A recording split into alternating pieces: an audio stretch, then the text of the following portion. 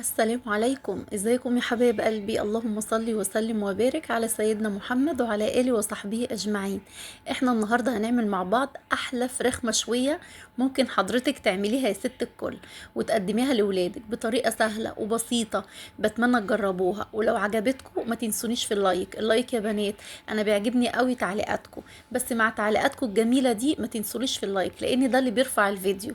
يلا بقى عشان احنا مستعجلين. بص حضرتك، اي كمية فراخ تحبيها. انا هنا كان معايا فرخة.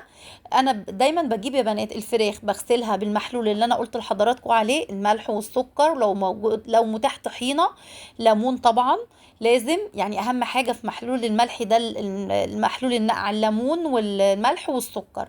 اي اضافات تانية ممكن تحطيها زي الطحينة، وبغسلها كويس جدا. وبجيب بصلاية ببشرها، ممكن قرن فلفل وشويه فلفل اسمر، وبتبلها وبحطها في الفريزر. فانا بقول لحضراتكم ان الفراخ دي مغسوله ومتبله ومحطوطه كده، يعني بحب كده ريحه الزفاره بتروح بالفلفل الاسمر والبصل. فانا كنت حطاها تحت مصفى تصفي ميتها لحد ما اعمل لها التتبيله. ايه هي التتبيله يا رودي؟ التتبيله عباره عن بصل، فلفل سبايسي وطماطم. بضربهم كويس جدا في الكبه، وانزل بيهم مع علبه زبادي، ومع كزبره ناشفه معلقه صغيره. كل اللي انا هقوله معلقه صغيره من كزبره ناشفه، معلقه توم باودر، معلقه بصل باودر، معلقه صغيره من بهارات الفراخ، معلقه صلصه، ممكن تستبدليها بمعلقه كاتشب. لو نص معلقه مرقه اللي هي الفوريه، برضو لو متاح معلقه صويا صوص، متاح مش متاح ممكن تستبدليها بمعلقه عسل اسود. بتفرق جدا يا بنات في الشوي. ليمونه، وطبعا بتظبطي ملحك. لو في معلقه عسل نحل بتحطيها، مفيش ممكن تستبدليها بمعلقه صغيره من السكر. هنقلب الكلام الجميل ده. انا بحب اخر حاجه احط زعتر، يعني شويه من الزعتر افركيهم بايدك كده وروحي حطهم. طبعا بكون هنا مظبطه الملح كويس جدا، وبنزل بقى بالفراخ. حضرتك ممكن تجيبي الفراخ تغسليها وتصفيها وتحطيها على طول في الخلطه. انا بقول لكم ان الفراخ دي كانت عندي في الفريزر وانا مطلعاها، بس هي مغسوله ومتظبطه يعني.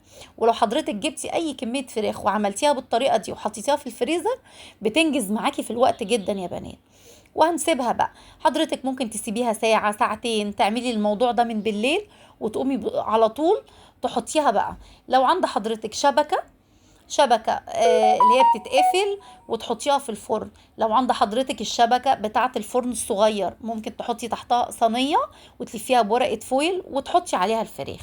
انا ما عنديش الشبكة وكنت بستعمل الفرن الصغير، فانا حطيتها في صينية عادية ورشيت رشة من الزيت ودخلتها الفرن.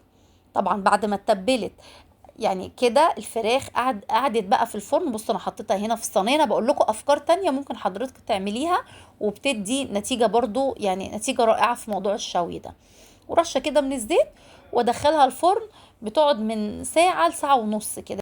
بصوا جمالها حضراتكم بعد ما طلعت.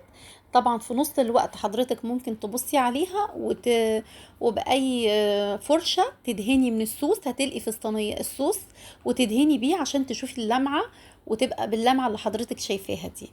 لايك وشير لو عجبكم الفيديو. استودعكم الله الذي لا تضيع ودائعه.